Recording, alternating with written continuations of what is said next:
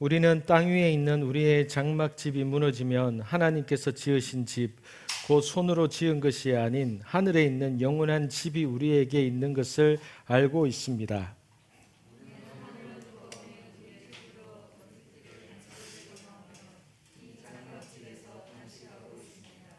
만일 우리가 이 장막을 벗을지라도 벗은 사람들로 발견되지 않을 것입니다.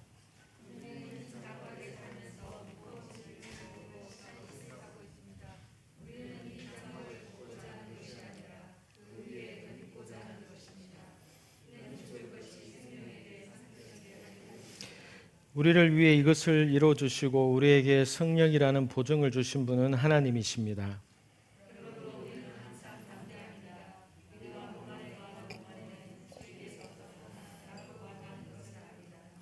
우리는 믿음으로 행하고 보는 것으로 행하지 않습니다.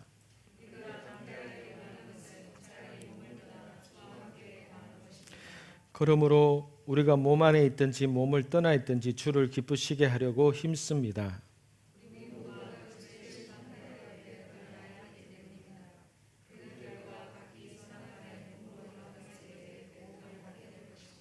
그러므로 우리는 주께서 두려운 분이심을 알므로 사람들에게 권면합니다.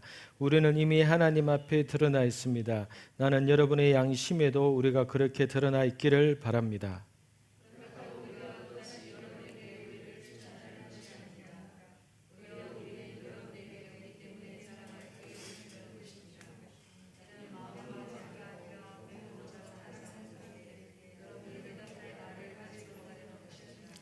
우리가 미쳤어도 하나님을 위한 것이요 정신이 온전해도 여러분을 위한 것입니다.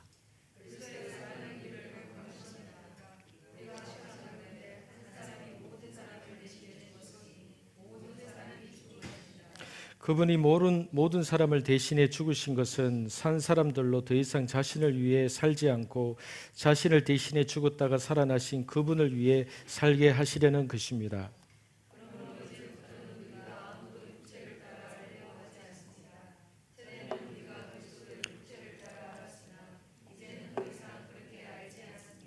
그러므로 누구든지 그리스도 안에 있으면 새로운 피조물입니다. 옛것은 지나갔으니 보십시오 새 것이 됐습니다.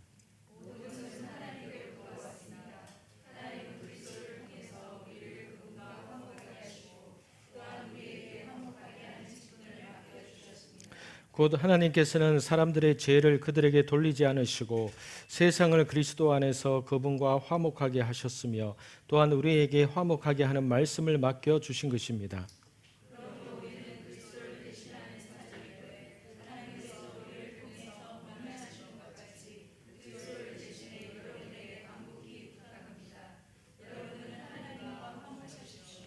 하나님께서는 죄를 알지도 못하신 분에게 우리 대신 죄를 짊어지게 하셨습니다. 이는 우리로 그리스도 안에서 하나님의 의가 되게 하시려는 것입니다. 아멘.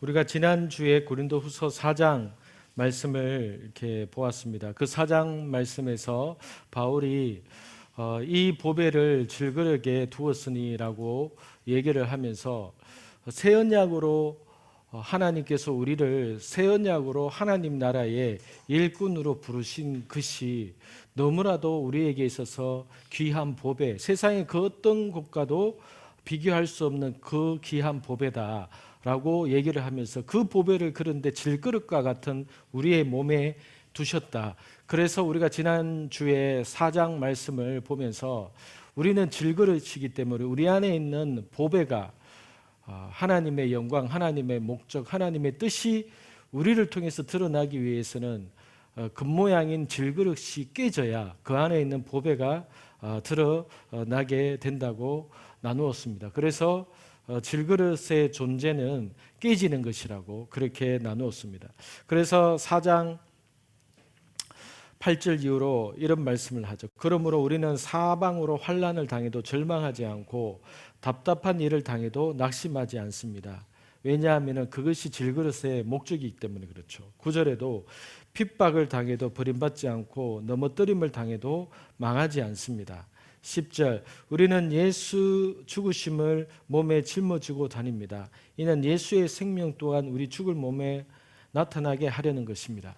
이처럼 바울은 4장 말씀을 통해서 이 질그릇이 깨져야 하나님의 영광이 나타나기 때문에 어떠한 핍박과 고난과 몸이 거꾸로 띵을 당해도 우리는 망하거나 우리는 죽지 않습니다. 그것은 우리의 겉사람, 우리가 원래 사라져야 될 내 모습이 사라지게 되면은 그 안에 있는 보화가 드러나게 될 것이기 때문에 그러한 과정을 통해서도 나는 낙심하지 않습니다. 이렇게 이제 고백했던 것이죠. 그래서 바울은 4장에서 자신이 낙심하지 않을 것을 그렇게 선포하면서 낙심되는 상황이기는 하지만은 나는 결코 낙심하지 않을 것이다. 이렇게 이야기를 했습니다. 그러면서 이제 5장 우리가 1절 말씀부터 보면은 이 이제 죽음에 대해서 이야기를 합니다. 이게 근데 단순한 어떤 죽음에 대한 이야기가 아니라 마치 죽기를 소망하는 것처럼 이렇게 앞부분에 있어서 바울이 이야기를 합니다. 왜 그렇게 바울이 그렇게 말을 하는지 우리가 한번 살펴보겠습니다. 1절부터 2절을 먼저 보겠습니다. 우리는 땅 위에 있는 우리의 장막집이 무너지면 하나님께서 지으신 집 곧 손으로 지은 것이 아닌 하늘에 있는 영원한 집이 우리에게 있는 것을 알고 있습니다. 우리는 하늘로부터 오는 우리의 집으로 덧입기를 간절히 사모하며 이 장막집에서 탄식하고 있습니다. 1절에서 말하는 땅에 있는 우리의 장막집이 무너지면 이렇게 이야기할 때에 여기서 말하는 장막집은 육신을 얘기합니다. 즉 육신이 죽고 나면 이렇게 얘기하죠. 그리고 죽고 나면은 육신이 죽고 나면 육신의 집, 장막집이 무너지면은 하나님께서 지으신 집, 이것은 하늘에 있는 우리가 살아가게 될 그 영원한 집을 의미하는 것이죠. 그래서 앞에 있는 집은 우리의 육신을 의미하는 거고 뒤에 있는 하늘의 집은 하늘에서 우리가 거하게 될 그 초소를 이야기하는 것이죠. 그 손으로 지은 것이 아닌 하늘에 있는 영원한 집이 우리에게 있는 것을 알고 있습니다. 2절 우리는 하늘로부터 오는 우리의 집으로 덧입기를 간절히 사모하며 이 장막집에서 탄식하고 있습니다. 2절 말씀이 눈에 들어옵니다. 이 하늘로부터 오는 우리의 집으로 덧입기를 간절히 사모하며 탄식하고 있습니다. 사모하기를 뛰어나서 탄식하고 있다고 이야기합니다. 여기서 말하는 탄식은 너무나도 사모해서 그 하늘에서 덧입혀지는 그 집을 너무나도 사모해서 탄식한다는 거예요. 너무나도 가고 싶어서. 마치 바울은 나는 빨리 죽었으면 좋겠다. 이렇게 이야기하는 것으로 이야기를 우리에게 들려주고 실제적으로 그렇게 이야기하는 겁니다. 3절 만일 우리가 이 장막을 벗을지라도 벗은 사람들로 발견되지 않을 것입니다. 우리가 이 육신의 장막을 벗을지라도 우리는 벌거벗은 우리는 우리의 이 육신이 죽고 나면은 우리는 아무것도 아닌 존재가 아니더라. 이 얘기를 하는 겁니다. 여러분 1절부터 3절까지의 이 부분을 보면서 바울이 이제 4장에서 절망 가운데 있는 상황에서 나는 결코 절망하지 않을 것이다. 나에 대해서 비방하고 사람들이 헐뜯고 죽고 싶은 심정이 들 정도로 낙심이 되는 상황이지만 나는 결코 절망하지 않는다. 그러면서 이 5장에 있어서 왜냐하면은 나는 하늘에 있는 것들을 사모하기 때문이다. 그런데 단순히 여러분 바울이 얼마나 대단한 확신이 있길래 얼마나 대단한 어떤 죽음에 대한 확신이 있길래 비록 아직도 죽지 않았지만은 이 절망 가운데 속에서 절망 가운데 빠질 수 있는 그 상황 앞에서 나는 내 육신의 몸에서 빨리 벗어나서 나는 하늘나라 가고 싶다. 단순히 이 현실에 대한 절망 때문에 회피하고자 하는 것이 아니라 하늘에 있는 것들이 너무나도 그것이 본인에게 있어서 실제적으로 자신에게 와닿기 때문에 이렇게 이야기를 하는 겁니다. 그런데 여러분 저는 이 말씀을 보면서 바울이 어떻게 이렇게까지 이야기할 수 있을까? 여러분 우리가 이 땅에 살면서 과연 예수 믿는 사람들이 아무리 천국에 대한 소망과 죽고 나서 천국에 갈 것을 믿는다 할지라도 지금 당장 나는 하늘에 갔으면 좋겠다. 나는 지금 당장 천국에 갔으면 좋겠다. 이렇게 말하는 사람들은 잘 없습니다. 그것은 죽고 나서 갔으면 좋겠다 하는 생각을 가지지, 지금 이 땅에서의 삶을 두고 나는 지금 당장 천국 갔으면 좋겠다, 이렇게 얘기하는 사람들이 잘 없습니다. 근데 바울은 탄식할 정도로, 빨리 가고 싶어서 탄식할 정도로 자신은 이 육신의 장막 가운데 하늘의 것으로 더딛기를 원한다. 더딛기를 원한다는 표현은 나는 죽지 않고 그냥 주님 만났으면 좋겠다. 나는 죽음을 보지 않고 그냥 하늘로 바로 들림 받았으면 좋겠다. 이 표현을 하는 것이죠.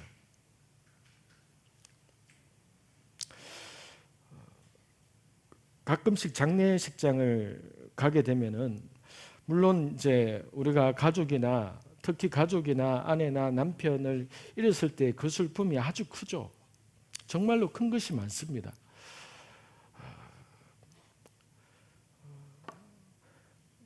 그런데 제가 믿기로는 또 저뿐만이 아니라 그 신앙의 믿음에 있어서 앞서간 믿음의 선배들의 그런 조언이나 이런 얘기를 들었을 때에 저도 사실 제 마음에도 저는 그렇다고 믿지만은, 가족이나 어떤 그 부모님이나 어떤 아내나 남편을 잃었을 때 그 슬픔이 큰 것은 맞습니다.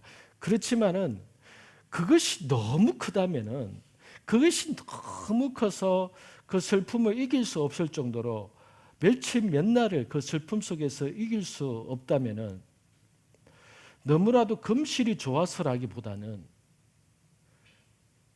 그 사람 안에 정말 부활에 대한 소망이나 천국에 대한 소망이 그만큼 약하기 때문에, 이 땅에서의 삶이 모든 것이라고 생각하기 때문에, 보이지 않는 그 천국의 세계에 대해서는 안다고는 고백은 하지만은 그것이 정말로 나에게 있어서 실제라고는 생각하지 않기 때문에 필요 이상의 슬픔과 절망과 낙심 가운데 빠져들게 되는 것이 아닌가라는 생각을 하게 됩니다. 그래서 예전에 어떤 목사님이 장례할 때 유언에 이렇게 했다고 합니다. 절대 울지 말 것, 그리고 찬송가를 슬픈곡을 틀지 말 것, 이렇게 유언을 했다고 하죠. 그리고 지난번에 이제 이민교 선교사님이 오셨을 때 그분이 이제 그 스님으로 있다가 소록도에 불교를 전하러 갔다가 그분이 충격을 받은 게 그거였죠. 자기가 스님이었을 때에 어떻게 해서 소록도에서 나한 자로 죽은 사람들이 그 장례식을 할 때마다 늘 저렇게 빠른 템포의 찬양을 부를까? 자기는 늘 이렇게 사람이 죽고 나면은 천도제를 이렇게 목탁을 두드리면 그게 너무나도 힘든데, 옆에서 신나게 찬양을 하니까 자기가 옆에서 목탁을 두드리는 힘이 너무나도 힘들다는 것이죠. 근데 자기가 나중에 예수 믿고 나니까 이제 알게 되었지만은, 예수 믿기 전에는 옆에서 너무 빠르게 찬양을 부르니까 옆에서 목탁 두드리는 자신이 너무나도 초라하게 느껴졌다는 거죠. 소록도에 있는 나은 자들이 예전에 이틀마다 3일마다 한 번씩 장례식이 있었다고 합니다. 그래서 장례식이 할 때마다 늘 그 살아있는 사람이 야 이놈아, 내가 먼저 가기로 했는데 네가 왜 먼저 가냐 하면서 내가 먼저 가야 되는데 하면서 그렇게 오히려 죽은 사람을 향해서 책망하고, 야 내가 먼저 가기로 했는데 네가 왜 먼저 갔냐면서, 그 좋은데 네가 왜 먼저 갔냐면서 이렇게 얘기하고 했다는 것들을 이렇게 듣게 되면서, 소록대에 있는 나은 자들은 그들의 겉으로 보이는 육신의 몸은 우리가 보기에는 너무나도 초라하고 그 질병으로 인해서 그렇게 손가락도 없기도 하고 코도 없기도 하고 그러한 상태지만은, 그들의 믿음은 실제적으로 정말로 하늘에 있는 그 소망이 단순한 소망이 아니라 실제의 어떤 것으로 받아들였기 때문에 그들은 하늘에 있는 것들을 그냥 단순한 믿음의 대상으로 생각하지 않고 실제적인 삶으로, 세상으로 그렇게 생각했다는 것이죠. 바울이 오늘 1절부터 3절까지 이야기하는 것을 이렇게 우리가 보게 되면은 자기는 탄식한다는 거예요. 너무나도 그곳에 가고 싶어서. 그런데 왜 그랬을까라고 생각을 해보면은, 여러분 고린도 후서 12장에 보면 이런 말씀을 합니다. 내가 아는 어떤 사람은 셋째 하늘에 갔다 왔는데, 이렇게 표현을 하죠. 그런데 그게 자기 자신이거든요. 그러니까 바울은 14년 전에, 이 고린도 후서를 쓰기 전 14년 전에 자기는 셋째 하늘, 첫째 하늘이 이 땅에서 보이는 하늘이고, 둘째 하늘이 악한 영계가 잡고 있는 하늘이고, 셋째 하늘이 천국을 얘기하는 것이죠. 즉 3층천에 바울은 하늘나라에 천국에 갔다 왔다는 것이 14년 전에. 그래 14년 전에 그 천국에 가서 주님과 대화했던 그 만남들, 그 천국에서 보았던 그 현실 세계가 너무나도 생생했기 때문에 그 천국에 갔다는 이유로 그는 늘 한 번씩 힘들 때마다 이 육신의 장막을 벗었으면 좋겠다. 내가 14년 전에 보았던 그 천국에 빨리 갔으면 좋겠다. 그것이 나에게 있어서 더 실제적인 삶인데, 그러나 그 천국에서 나누었던 주님과의 대화 때문에, 그 주님께서 나에게, 바울에게 말씀하셨던 그 너가 어떠한 일을 감당해야 될 것인지, 너가 어떻게 죽을 것인지 바울이 아마 거기에서 들었지 않겠습니까? 그러니까 바울이 로마에서 죽기를 각오하고 그 죽음까지도 두려워하지 않고 갈 수 있었던 것이, 그가 천국에서 주님을 만나서 대화했기 때문에, 그리고 천국에 실제적으로 어떠한 것인지 그가 실제적으로 봤기 때문에 그렇게 얘기를 하는 것이죠. 그래서 오늘 이 말씀도 천국을 갔다 온 자이기 때문에 이렇게 말을 한다는 것이죠. 천국을 갔다 왔기 때문에 탄식하면서 다시 그곳에 가고 싶다, 이렇게 얘기하는 것이죠.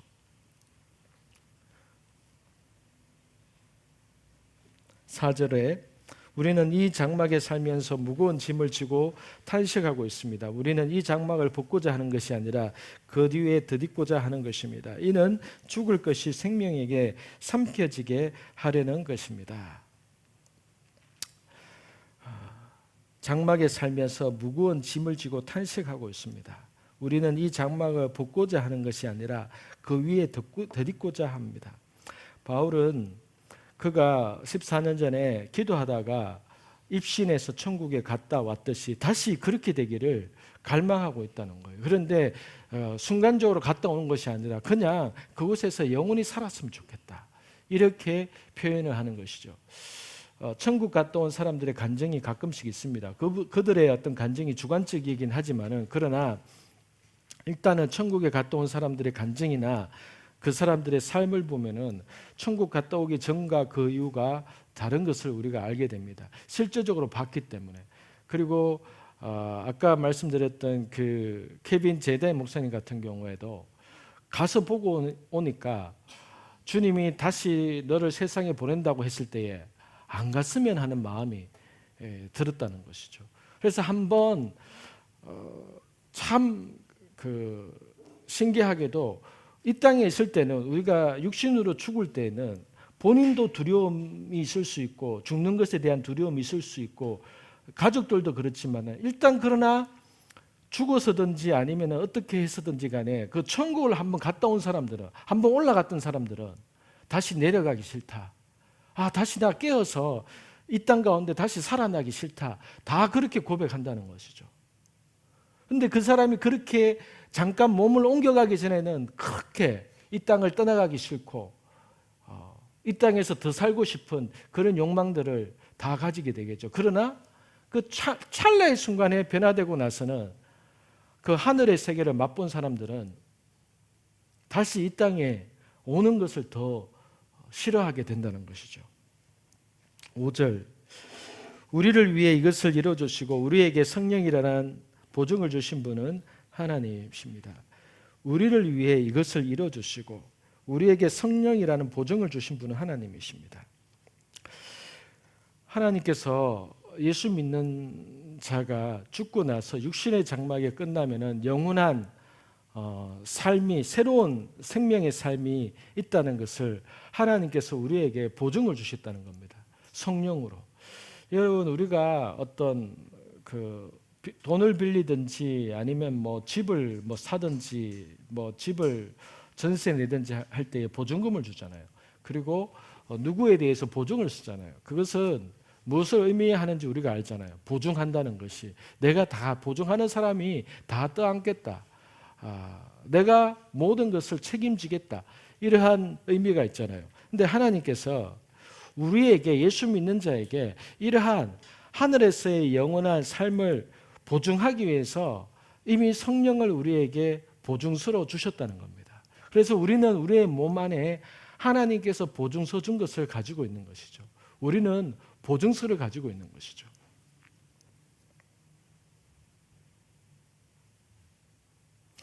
그래서 저와 여러분이 이 시간 이후로 우리가 또다시 하나님 앞에서 어떤 죽음이라는 것에 대해서 우리가 인간적인 헤어짐에 대해서 슬픔은 있을 수 있지만은 하나님 앞에서 너무 많이 슬퍼하지 않을 수 있는 그러한 하늘의 산 소망을 새롭게 가지게 되기를 여러분에게 축복합니다. 네. 그래서 윤석전 목사님이 있습니다. 연세중앙교회. 그분은 추석도 없고 설도 없죠. 추석하고 설에 흰돌산 기도원에서 막 집회를 하시죠.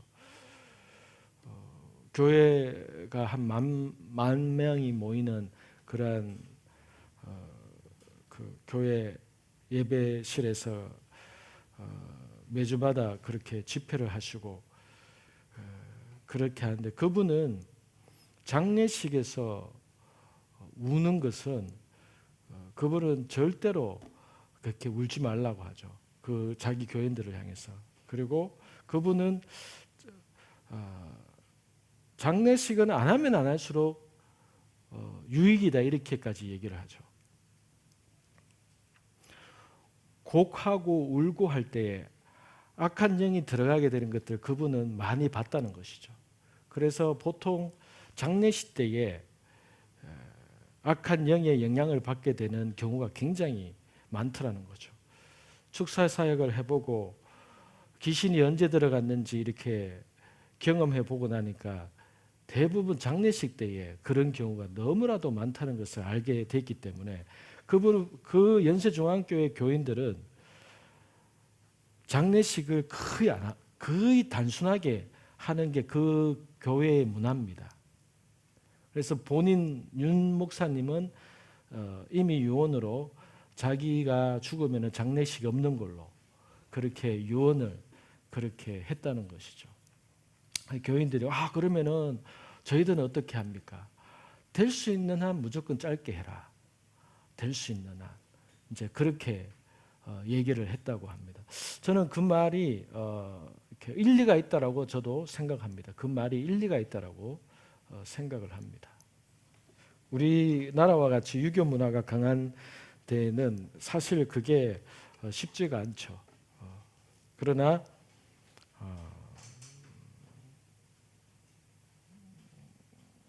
바울이 여기서 말하는 대로 자기는 이 죽음이라는 것이 아무것도 아니더라, 이 얘기를 하면서 자기는 지금의 이 몸에서 하늘에 있는 그 새 옷으로 덧입기를 원한다라고 이렇게 얘기할 만큼 육신의 장막을 벗는다는 것은 그것은 너무나도 아무것도 아닌 것이다, 이렇게 표현을 하고 있는 것이죠. 6절을 보겠습니다. 그러므로 우리는 항상 담대합니다. 우리가 몸 안에 거하는 동안에는 주에게서 떠나 따로 거한다는 것을 압니다. 여러분, 이 6절 말씀은 마치 그러므로 우리는 항상 담대합니다. 뭐에 대해서요? 죽는 거에 대해서 항상 담대하다는 거예요. 왜? 우리가 몸 안에 거하는 동안에는 주에게서 떠나 따로 거한다는 것을 압니다. 여러분, 이 표현은 어떤 의미가 있는가 하면은 주님과 함께 거하는 것이 영원한 것이고 이 땅에 사는 것은 잠깐이라는 인식을 가지고 있는 사람의 표현인 겁니다. 우리가 몸 안에 거하는 동안에는, 여러분, 우리가 몸 안에 거하는 동안에는 이 표현을 왜 하겠습니까? 이 땅에 살아가는 것은 잠깐 동안 이 썩을 육신 가운데 잠깐 거한다라는 표현을 하는 거예요. 그만큼 바울에게 있어서는 하늘의 것을 천국을 경험했기 때문에 이 땅에서의 삶은 잠깐 동안 주님과 떨어져서 살아가는 그 나그네의 삶이다. 이것을 강조하는 겁니다. 그래서 바울에게 있어서 이 말을 하는 사람의 입장에서는 하늘에서 주님과 거하는 것이 영원한 것이고 이 땅에서 육신에서 살아가는 것은 잠깐 동안 떨어져서 잠깐 동안 이 땅에 출장 와서 살아가는 출장의 삶이다. 이 얘기를 하는 겁니다. 이 표현의 의미가. 그러니까 이 말을 하는 사람의 진정한 삶이 어디에 있는가를 얘기하는 겁니다. 이렇게 표현하는 것은 바울은 자신의 진정한 삶은 하늘나라에 있지 주님과 이 땅에서 천년왕국 동안 다스리는 그 삶에 어떤 목적이 있는 것이지 지금 눈에 보이는 삶이 아니다. 이것이 다가 아니다. 이 입장에서 이야기를 하는 겁니다. 그래서 7절에 이야기하는 겁니다. 우리는 믿음으로 행하고 보는 것으로 행하지 않습니다. 그러므로 눈에 보이는 대로 사는 것은 어리석은 삶이다. 이렇게 얘기하는 것이죠. 왜? 나는 천국을 봤기 때문이다. 나는 영의 세계를 봤기 때문이다. 세상이 어떻게 돌아가서 어떻게 끝나는지 나는 주님께 들었기 때문이다. 그러므로 내가 다시 이 육신에 들어와서는 나는 철저하게 믿음으로 살려고 한다. 믿음으로 살아가야 된다. 보이는 것이 다가 아니다. 눈에 보이는 것이 다가 아니다. 보이지 않는 것이 훨씬 더 크다. 이 얘기를 하는 겁니다. 그래서 이 말이 어떤 사람에게 있어서 삶의 모토가 되기도 합니다. 믿음으로 행하고 보이는 것으로 행하지 않습니다. 이것이 그리스도인의 삶의 모토가 되어야 될 줄로 압니다. 그러나 실제적으로 영의 세계를 보지 못한 사람은 이렇게까지 고백하기는 쉽지 않겠죠. 그러나 영의 세계를 보고 온 바울이 이 말을 하고 있는 것이기 때문에 그리고 바울을 통해서 하나님께서 우리에게 이 말을 하고 있는 것이기 때문에 우리 역시도 바울의 이 고백과 같이 보이는 것이 다가 아니라는 것을 알고 믿음으로 하나님께서 우리에게 말씀하시는 것을 믿음으로 사는 것이 실제적인 삶이라는 것을 저와 여러분이 다시 한번 마음 가운데 새기기를 축복합니다. 8절 우리가 담대하게 원하는 것은 차라리 몸을 떠나 주와 함께 거하는 것입니다. 또 이렇게 얘기하는 겁니다. 또 자기가 담대하게 원하는 것은 차라리 몸을 떠나 주와 함께 거하는 것이다 라고 이야기를 합니다. 그만큼 그에게 있어서 실제적인 것이었습니다. 천국이. 9절 그러므로 우리가 몸 안에 있든지 몸을 떠나 있든지 주를 기쁘게 하려고 힘씁니다. 그래서 몸에 있을 때에 몸 밖에 있을 때에 주님을 기쁘시게 하는 것이 이것이 나의 삶의 목표가 되기를 원한다. 이렇게 고백을 합니다. 10절 우리 모두가 그리스도의 심판대 앞에 드러나야 하기 때문입니다. 그 결과 각기 선악간의 몸으로 행한 것에 대해 보응을 받게 될 것입니다. 사람은 누구나 심판대 앞에 서게 된다는 겁니다. 예수를 믿지 않는 사람들은 나중에 백보자 심판대 앞에 서게 되고 예수 그리스도를 믿는 자는 이미 하나님 앞에서 그리스도의 의라는 법정으로 판결을 받았기 때문에 하나님 앞에 우리의 믿음의 삶에 대한 그러한 선물로서의 그 상급의 심판이 우리에게 기다리고 있는 것이죠. 우리는 여러분 나중에 죽게 됐을 때에 하나님 앞에 섰을 때에 상급이 다 다릅니다. 상급이. 그래서 어떤 사람은 어떠한 상급을 받을지는 우리가 이 땅에서 믿음으로 어떻게 살았냐에 따라서 상급이 다 다른 겁니다. 천국에서의 천년왕국 때의 삶이 다 다른 것이죠. 11절 그러므로 우리는 주께서 두려운 분임을 알므로 사람들에게 권면합니다. 우리는 이미 하나님 앞에 드러나 있습니다. 우리는 이미 하나님 앞에 심판 그 판결을 받은 바 있다는 것이죠. 나는 여러분의 양심에도 우리가 그렇게 드러나 있기를 바랍니다. 나는 여러분의 양심에도 우리가 그렇게 드러나 있기를 바랍니다. 고린도 교인들을 향해서 너희들의 양심 가운데 내가 어떠한 자인지, 내가 정말로 그리스도의 사도로서 여러분의 양심 가운데 그렇게 새겨져 있기를 바란다, 이 얘기를 하는 것이죠.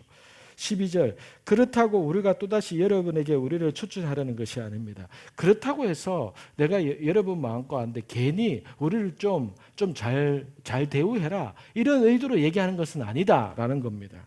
도리어 우리는 여러분에게 우리 때문에 자랑할 기회를 주려는 것입니다. 나는 여러분에게 내가 본 천국이라든가 내가 여러분에게 가르친 이 내용을 통해서 나는 여러분이 우리를 자랑하기를 원하는, 그만큼 우리에 대해서 뿌듯하게 생각하고 우리를 만난 것이 여러분에게 있어서 얼마나 복된 것인가에 대해서 여러분이 스스로가 깨닫기를 원한다, 이 얘기를 하는 것입니다. 이는 마음으로 하지 않고 외모로 자랑하는 사람들에게 여러분이 대답할 말을 가지려고 하는 것입니다.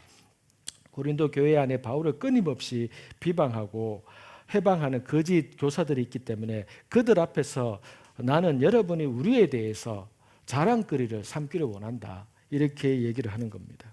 13절, 우리가 미쳐서도, 이렇게 말하는 것이 사람들에게 있어서 미친 소리라고 들릴 수 있을지라도, 그렇게 평가를 받는다 할지라도 우리는 하나님을 위해서, 내가 이렇게 말하는 것은 내가 하나님을 위해서 하는 말이다. 우리가 미쳐서도 하나님을 위한 것이요, 정신이 온전해도 여러분을 위한 것입니다. 우리가 미쳤든지 미치지 않았든지, 미쳤다면은 하나님의 눈에 보기에는 결코 미친 것이 아니다.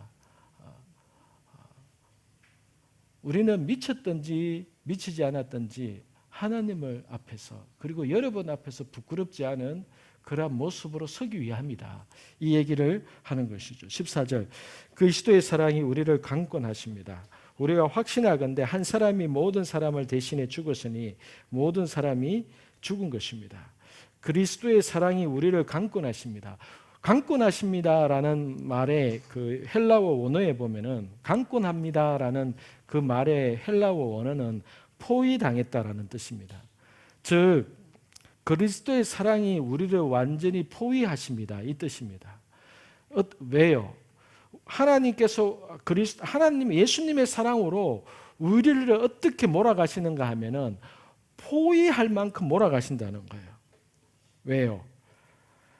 예수님이 우리를 위해서 대신해서 죽었으니 우리가 이 땅에서의 육신의 삶이 죽은 자임을 알도록 우리를 그렇게 완전히 우리를 포위해서 하나님의 사랑으로 우리를 완전히 포위하신다는 거예요. 아버지의 그러한 계획과 뜻 안에 완전히 우리가 무너지도록, 우리가 완전히 깨지도록 우리를 그렇게 아버지의 사랑으로 우리를 완전히 포위하신다는 거예요.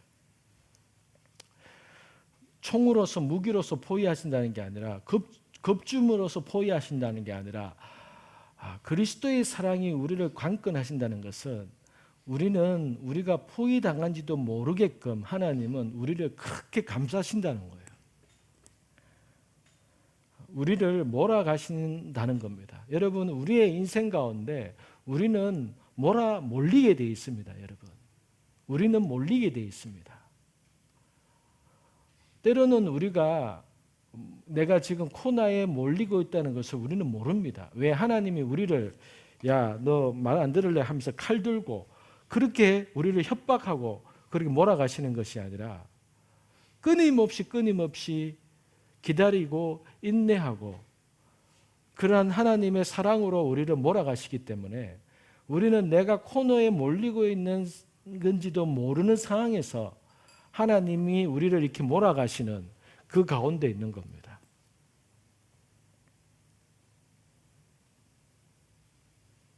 (15절) 그분이 모든 사람을 대신해 죽은 것은 산 사람들로 더 이상 자신을 위해 살지 않고 자신을 대신해 죽었다가 살아나신 그분을 위해 살게 하시려는 것입니다.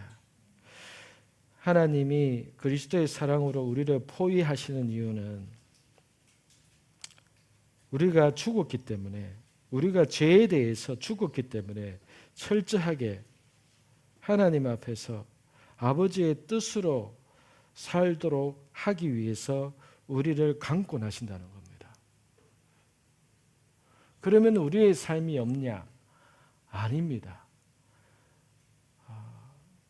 새 피조물이 된 새로운 사람으로서의, 이 표현을 또 다르게 얘기하면은 새로운 생각과 새로운 가치관과 새로운 마음으로서의 삶이 있는 겁니다.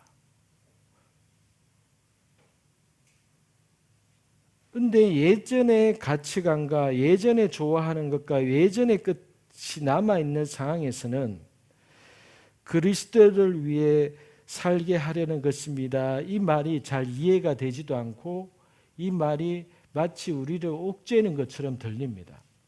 그런데 예전의 가치관과 예전에 내가 좋게 생각하고 예전에 내가 원하던 그 삶에 대한 생각들이, 쉽게 말하면 가치관이, 예전에 가치 있다라고 생각했던 것들, 저것은 값진 것이지, 이것은 값없지, 이렇게 생각했던 것들이 완전히 죽어버리면은, 그 옛사람이 완전히 죽어버리면은 우리 안에 하나님께서 보증으로 주신 그 성령님이 계시기 때문에 그 성령님을 통해서 우리가 어느 순간에, 어떤 사람에게서는 어느 순간에 갑자기 일어날 수도 있고 어떤 사람은 점점 서서히 일어날 수도 있는데, 마음 가운데 생각 가운데 생각이 바뀌게 되고 점점 예전에 가치 있게 생각했던 것들이 하나도 가치 있게 보이지 않고 예전에 전혀 생각하지 못했던 그러한 생각들이 마음 가운데 들게 되면서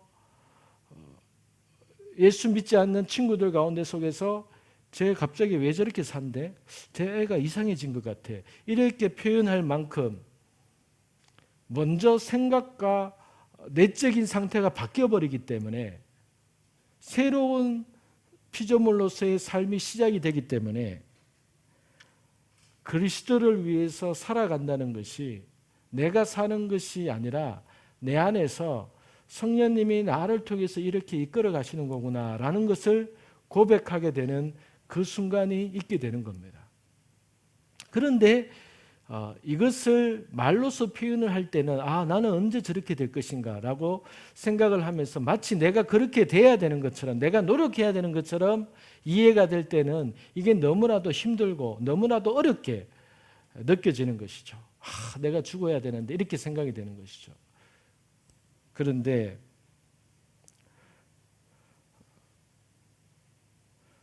믿음으로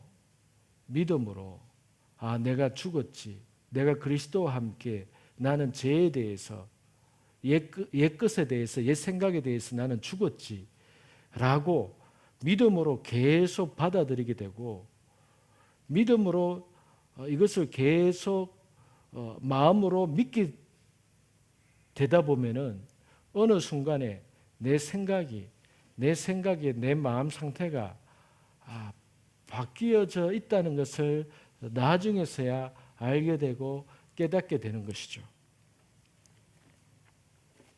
16절, 그러므로 이제부터는 우리가 아무도 육체를 따라 알려고 하지 않습니다. 왜요? 육체의 삶이 아무것도 아니다는 것을 바울은 알기 때문에. 전에는 우리가 그리스도를 육체를 따라 알았으나 이제는 더 이상 그렇게 알지 않습니다. 17절, 그러므로 누구든지 그리스도 안에 있으면 새로운 피조물입니다. 옛것은 지나갔으니 보십시오, 새 것이 됐습니다. 이것을 우리의 겉모습을 얘기하는 게 아니라 우리에 있는, 속에 있는 상태를 이야기하는 것입니다. 여러분, 우리는 새 것이 되었습니다. 새 것이. 생각으로는 이게 모를 수도 있습니다. 생각으로는. 그러나 우리는 새 것이 되었습니다. 새 것이. 영의 상태가 새롭게 바뀐 것을 이야기하는 겁니다. 보이지 않는 영의 상태가 새롭게 바뀐 것을 얘기합니다. 단지 새 것이 되었다 할지라도 사람의 생각과 마음은 예수 믿기 전에, 새 것이 되기 전에 그 기억들이 우리 안에 여전히 있습니다. 내가 예수 그리스도를 믿기 전에 도둑질 했던 것, 나쁜 짓 했던 그 기억들이 여전히 있습니다. 그렇기 때문에 하나님이 보실 때는 나를 완전히 새롭게 바꿔놓으셨지만은 내 뇌의 기억이나 내 육신은 그대로지요. 보이는 것도 그대로지요. 내가 생각하는 내 생각도 예수 믿기 전에 내 생각이 바뀐 것이 아니기 때문에 나는 새롭게 됐다는 것을 우리 스스로는 잘 인식을 못합니다. 그러나 영의 상태가 새 것이 되었다는 겁니다. 그런데 하나님이 우리에게 이 말씀을 하시는 이유가 뭔가 하면은 모든 것이 영이 먼저고 물리적이고 육체적인 것이 뒤따라오기 때문에 영이 바뀌었다는 것을, 너희가 새 사람이 되었다는 것을 너희가 믿어다오, 이렇게 얘기하는 겁니다. 이 말은 너희가 새 것이 되었다라고 너희가 믿어라. 그러면은 너희의 육신의 삶도 뒤따라간다. 그것이 영의 상태에 육의 상태는 뒤따라가게 돼 있다. 그러니까 네 생각이 여전하다 할지라도 영의 상태가 바뀌었다는 것을 너희가 그냥 믿어라. 붙잡아라. 이 말씀을 나의 말씀으로 붙잡아라. 이 얘기를 하는 겁니다. 그래서 여러분, 우리는 그리스도 안에서 새로운 피조물이 된 것입니다. 예전에 예수 믿기 전에 그것은 다 지나갔습니다. 하나님 앞에서 다 지나갔습니다. 우리에게는 여전히 남아있죠. 우리의 내 속에는, 우리의 기억 속에는 여전히 남아있습니다. 그런데 하나님 앞에서는 그것이 아무것도 아니라는 거예요. 왜? 예수님이 그 어마어마한 피를 흘리면서 이 땅에서 그 죄의 값을 치르셨기 때문에, 그것이 없었던 일이 아니기 때문에, 그것이 우리의 눈으로 보지 못했지만 2000년 전에 이 땅에서 일어난 일이잖아요. 그러니까 하나님의 그 기억 속에서는 그 어마어마한 그 피값이 여전히 있기 때문에 그 후에 태어난 우리라 할지라도, 내 눈으로 실제적으로 보지 못한 일이라 할지라도 하나님의 눈으로, 하나님이 계획하신 뜻에 따라서 그 피로 인해서 그 모든 죄에 대해서 값을 지불했기 때문에 하나님은 우리를 보실 때에 그리스도의 피를 통해서 우리를 보시기 때문에, 영의 상태를 먼저 보시기 때문에 우리는 하나님 앞에서 늘 새로운 존재라는 사실입니다. 그런데 이것을 정말로 교묘하게 속인다는 거죠. 원수 마귀가, 야, 너 똑같잖아. 너 예수 믿기 전이나 지금 똑같잖아. 너 똑같이 거짓말 하잖아. 너 똑같이 죄짓잖아. 라는 생각으로 우리를 끊임없이 괴롭힌다는 거죠. 끊임없이 괴롭힌다는 거죠. 그래서 하나님은 믿는 것을 의로 여기시는 겁니다. 믿는 것을. 내가 생각하고 내가 양심적으로 행동하는 것을, 야, 너 착하네 라고 생각하는 게 아니라 너 믿음 없네, 이렇게 생각하는 것이죠. 하나님은 말씀에 의해서 근거해서, 나는 내 상태가 이렇지만은 하나님께서 나를 완전히 하나님의 자녀로, 하나님의 사랑으로 나를 완전히 강권하시는 거구나. 내가 지금 이래도 하나님께서 나를 완전히 새롭게 세우실 거구나 라고 믿는 것을 하나님은 굉장히 기뻐하시고, 너가 내 앞에서 의인이다, 이렇게 얘기하는 거죠. 그런데 그냥 육의 상태만 보고 눈으로 보이는 것만을 보면서 사람을 판단하고, 저 사람이, 저 장로가, 저 목사가, 저 권사가, 저 집사가 저래도 되냐라고 눈으로 보이는 것만을 가지고 판단하고 비방하는 것은 원수 마귀가 하는 역할이기 때문에 하나님이 기뻐하지 않을 뿐더러 그거는 늘 원수의 편에 들어서 하는 행동이기 때문에 하나님이 결코 용납하지 않는 모습인 것이죠. 그래서 처음부터 끝까지 눈에 보이는 대로가 아니라 하나님이 나에 대해서, 저 사람에 대해서 하나님이 뭐라고 하시는지 그 하나님의 마음으로 바라보고 생각하게 되는 것을 하나님이 기뻐하신다는 것이죠. 그래서 바울이 우리는 믿음으로 살지 보이는 대로 살지 않습니다, 이렇게 고백하는 것이죠. 18절, 모든 것은 하나님께로부터 왔습니다. 하나님은 그리스도를 통해서 우리를 그분과 화목하게 하시고 또한 우리에게 화목하게 하는 직분을 맡겨주셨습니다. 바울 자신은 화목하게 하는 직분을 맡았다라고 얘기를 합니다. 자신에게 이러한 직분이 있다라고 얘기합니다.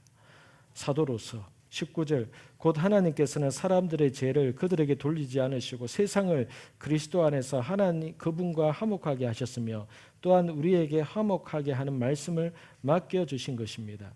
20절 그러므로 우리는 그리스도를 대신하는 사절이 돼 하나님께서 우리를 통해서 권면하시는 것 같이 그리스도를 대신해 여러분에게 간곡히 부탁합니다. 여러분은 하나님과 화목하십시오. 이것을 고린도 교회를 향해서 이야기하는 겁니다. 이 말은 왜 이런 말을 하는가 하면은 믿는다고 할지라도 눈에 보이는 대로 다 판단하고 생각하면은 그 하나님과 화목이 안 되는 것이다. 여러분 화목이라는 말의 이 헬라어 언어에 보면은 제식으로 표현하면은 하나님 편이 되라. 네 누구 편이냐 이 얘기를 하는 겁니다. 하나님과 화목하십시오 이 말은 하나님 편이 되라. 현재 여러분들은 누구 편이냐? 현재 당신은 누구 편이냐? 우리 어릴 때에 동네에서 총싸움할 때에 네 누구 편이야? 얘기를 하고 나무총 들고 딱총 들고 싸움하고 막 그랬던 것이죠. 그래서 조금이라도 힘세고 싸움 잘하는 형이나 그 사람하고 편먹으려고 그렇게 했었던 것이죠. 그런데 바울이 이렇게 얘기합니다. 여러분 하나님 편에 되십시오. 하나님 편에 서십시오. 이렇게 얘기를 하는 겁니다. 믿는 자에게 있어서 바울이 이런 얘기를 하는 이유는 무엇이겠습니까? 눈에 보이는 대로 생각하고 낙심하고 절망하지 말라는 겁니다. 우리의 본성에 따라서 말하고 생각하고 행동하지 말라는 겁니다. 여러분은 누구 편입니까?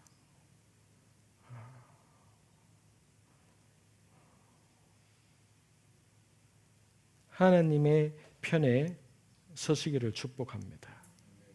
21절 하나님께서는 죄를 알지도 못하신 분에게 우리 대신 죄를 짊어지게 하셨습니다. 이는 우리로 그리스도 안에서 하나님의 의가 되게 하시려는 것입니다. 여러분 의라는 표현은 법정 용어입니다. 법정 용어. 죄인이냐 의인이냐 죄가 있냐 죄가 없냐 이것을 법정에서 법원에서 이게 판결하죠. 어떤 잘못을 하고 고소당한 사람에 대해서 하나님께서 마지막 때에도 심판대 앞에 세운다 그러잖아요. 모든 사람들의 앞에서. 그래서 하나님은 이 세상을 공의롭게 그리고 하나님의 정의로서 이 땅을 다스리시고 하시기 때문에 하나님이 우리에 대해서 판결하실 때에 하나님의 의로 우리를 판결하기를 원하시는데 하나님의 의로서 판결하기를 원한다는 것은 이 세상의 모든 죄의 근세에 대해서 예수의 피로 이미 무력화시켰기 때문에 하나님은 우리를 바라보실 때에 예수 그리스도를 통한 그 믿음으로 살기를 원하는 자에게는 언제나 늘 믿음으로 하나님의 의롭다 하심을 받는 자로 하나님이 이미 판결을 내리신 겁니다. 그래서 우리는 언제나 그리스도 안에서 우리는 언제나 하나님의 의가 된다는 겁니다. 나 어제 죄 지었는데요. 나 어제 거짓말 했는데 나 누구 뭐 이렇게 했는데요. 아무 상관이 없는 겁니다. 왜요? 예수님의 십자가가 그 모든 것을 이미 해결하신 겁니다. 그러므로 우리는 오직 믿음으로 주님의 그 십자가의 그 사랑을 하나님께서 그 십자가를 통해서 우리를 사랑하시는 우리를 강권하시는 그 하나님의 그 사랑을 믿음으로 받아들이고 내가 하나님 앞에서 새로운 피조물로 살게 될 것을 지금은 아직도 그렇지 않다 할지라도 앞으로 나는 하나님의 그러한 새로운 피조물로서 계속해서 살게 될 것이라고 그렇게 믿음으로 계속해서 받아들이고 그것을 믿음으로 계속 믿는다면은 그것이 우리에게 있어서 언제나 하나님의 의가 된다는 것입니다. 우리는 절대로 세상의 기준이나 우리 자신의 기준으로 우리는 우리 자신에 대해서 우리는 의가 되지 못합니다. 우리는 세상 속에서 세상 사람들의 어떤 시각과 눈으로서는 우리는 절대 의가 되지 못합니다. 그러나 이 세상을 창조하신 그 하나님의 눈에서는 우리는 언제나 예수 그리스도를 통해서는 언제나 하나님의 의가 된다는 것입니다. 이것을 믿는 것을 이 어마어마한 착각이라고 생각할 만큼의 이 엉뚱한 이 말씀과 같은 것을 믿는 자를 하나님께서 의라고 하나님의 의가 된다라고 선포하신다는 사실입니다. 원래 사람은 무슨 짓을 해도 의가 될 수 없기 때문입니다. 사람은 무슨 짓을 해도 아무리 불경을 외우고 아무리 일천번제를 하고 절에 가서 아무리 5,000번, 10,000번을 절해도 사람은 결코 의가 될 수 없기 때문입니다. 애초에 그렇기 때문입니다. 그렇기 때문에 우리는 언제나 예수 그리스도 안에서 내가 죽고 새로운 피조물로 하나님 앞에서 살 수 있다는 것을 그냥 믿음으로 고백하고 그렇게 되기를 원합니다라고 선포하는 자를 하나님께서 기뻐하시고 그 사람을 겸손한 자로 하나님이 생각하시고 하나님이 그렇게 만들어 가신다는 사실입니다. 저와 여러분에게 있어서 이러한 이미 예수 그리스도를 통해서 저와 여러분들은 그리스도의 사랑으로 이미 다 포위당했습니다. 이미 포위당했는데 여러분 이미 포위당했는데 포위 안 당한 줄 알고 끝까지 총싸움하려고 하는 그 사람은 어리석은 겁니다. 우리는 이미 그리스도의 사랑으로 이미 다 포위를 당했습니다. 마지막으로 성경 한 구절 읽으려고 하는데 우리가 어제 제가 하나 읽겠습니다. 우리가 어제 에스겔서를 1장부터 48장까지 읽었는데요. 제 마음 속에 눈에 딱 들어오는 구절이 있었는데요. 그것은 에스겔서 20장 32절 33절 말씀인데요. 제가 읽겠습니다. 에스겔서 20장 32절에 이런 말씀이 있습니다. 너희가 스스로 이르기를 우리가 이방인 곧 여러 나라 족속 같이 되어서 목석을 경배하리라 하거니와 너희 마음에 품은 것을 결코 이루지 못하리라. 이게 하나님께서 에스겔 선지자를 통해서 하신 말씀인데 이스라엘 백성들이 나중에 하다 안 돼서 그들이 이렇게 말한다는 거죠. 우리가 차라리 이방인 같이 되어서 우리가 차라리 다른 신을 섬기면서 살아가는 게 낫겠다. 그렇게 살자라고 할지라도 너희는 그렇게 품은 대로 그렇게 결코 되지 못할 것이다. 이렇게 하나님이 말씀하신다는 거예요. 33절 주 여호와의 말씀이니라. 내가 나의 삶을 두고 맹세하노니 내가 능한 손과 편팔로 분노를 쏟아부어서 너희를 반드시 다시 살리리라. 너희가 아무리 내 앞에서 발버둥 쳐도 너희 생각대로 내 손 안에서 벗어날 수가 없다. 너희는 내가 진노를 쏟아 부어서라도 내가 너희를 살릴 것이다. 그래서 지금의 이스라엘이 회복되는 이유가 600만의 유대인들이 희생당하고 600만의 유대인이 희생당하기 전에 러시아에서는 1200만인가 2000만 명이 러시아에서는 학살당했습니다. 우리는 그걸 모르죠. 근데 하나님은 그러한 진노를 쏟아 부어서라도 이스라엘을 내가 반드시 회복시킬 것이다. 이게 하나님의 작정하고 하나님의 삶이 어디 있다고 하나님이 내 삶을 두고 맹세하노니 이렇게 표현하는 거예요. 그리스도의 사랑이 우리를 강권하시도다. 이 말은 하나님의 사랑이 우리를 완전히 포위했기 때문에 먼저 항복하는 자가 산다. 먼저 항복하는 자가 산다. 발버둥 치지 마라. 내 뜻대로 살겠다고 발버둥 치지 마라. 너희는 이미 포위당했어. 너희는 이미 포위당한 인생이야. 그러니까 내 앞에서 나와서 다 내려놓고 무기를 내려놓고 하나님 나라에서 주는 의복과 하나님 나라에서 주는 양식과 하나님 나라에서 주는 그 혜택을 받고 살아가라. 이 얘기를 하는 것이죠. 여러분, 우리는 그리스도의 사랑으로 완전히 하나님 앞에서 포위당한 자입니다. 그래서 그 사랑 앞에서 우리가 하나님의 나라를 위해서 살아가는 존재입니다. 원래는 우리의 삶은 이 땅에서의 내 삶을 위해서 살아가는 존재가 아니라 우리는 하나님 나라를 위해서 살게끔 우리는 그렇게 부름을 받은 자입니다. 우리는 부름을 받았습니다.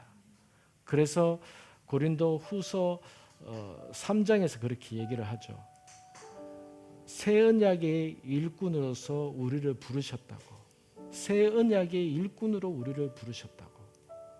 우리를 부르셨다고. 우리를 불렀습니다. 하나님께서 우리를 불렀습니다. 부르신 자의 목적과 뜻이 있는 겁니다. 그러한 삶이 우리의 삶 가운데 더 회복되기를 축복합니다.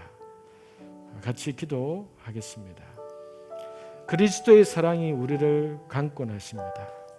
그리스도의 사랑이 오직 그 하나님의 강권하시는 그 사랑 앞에 우리는 오늘도 그 사랑 앞에 우리가 오늘도 믿음으로 하나님께서 우리에게 하시는 이 말씀을 믿음으로 우리가 살아가는 것입니다. 이 시간에 함께 기도하겠습니다. 감사하고 기뻐하고 그 부르신 자를 위해서 살아가는 삶이 되기를 축복하고 기도합니다. 아버지 하나님, 주님 감사합니다. 주님 감사합니다. 아버지, 주님 감사합니다. 아버지, 우리를 부르시고 우리를 하나님께서 하나님의 나라의 일꾼으로서 부르신 것을 감사합니다. 아버지, 수시마리아서 여바리 수시마리아서 여바리 수시마리아서 주님 아버지, 생명의 주님 자신을 주셨네. 아버지 감사합니다. 나의 삶을 그리스도의 사랑이 우리를 강권하시고 그리스도의 사랑이 우리를 강권하시고 그리스도의 사랑이 우리를 강권하시고 그리스도의 사랑이 우리를 강권하시고 그리스도의 사랑이 우리를 강권하시고 예수의 가시니 내 전부 되신 예수로 살리 나의 삶은 내 주 예수의 가시니 내 전부 되신 예수로 살리 나의 삶은 내 주 예수의 것이니 내 전부 되신 예수로 살리 그런즉 이제는 나 산 것 아니요 내 안에 주께서 사시는 것이라 그런즉 이제는 나 사는 것 아니요 내 안에 주께서 사시는 것이라 나의 삶은 내 주 예수의 것이니 내 생명 나의 예수로 살리 내 모든 것 내 주 예수의 것이니 내 전부 되신 예수로 살리 하나님 아버지 감사합니다. 아버지 이해할 수 없는 그 아버지의 사랑이 우리를 강권하심으로 우리를 몰아가심으로 아버지의 그 사랑으로 우리를 끝까지 회복시키기를 원하시는 뜻으로 우리를 주 이끌어 가심에 감사드립니다. 하나님, 주님, 바울의 고백과 같이 하나님 우리를 위해서 모든 사람을 대신해서 죽은 예수 그리스도 때문에 하나님 우리가 죄에 매여 있는 그 모든 것이 아버지 우리가 이미 죽은 자임을 아버지 우리가 고백하고 선포합니다. 그렇습니다. 하나님 우리의 옛 자는 하나님 우리의 옛 육신과 우리의 생각들은 이미 우리가 죽었습니다. 그러나 하나님 우리가 이 육신 안에 살고 있기 때문에 하나님 우리가 여전히 옛 자아로 사는 것처럼 착각하지만은 그러나 우리는 그리스도 안에서 이미 새 피조물이 되었고 영으로서 먼저 바뀌어졌고 새로운 영으로서 우리가 새 사람이 되었기 때문에 이제는 그 영에 맞추어진 육신이 그 영에 따라서 맞추어지고 그 영에 따라서 아버지와 살아가게 될 그 날들만이 우리에게 남아 있습니다.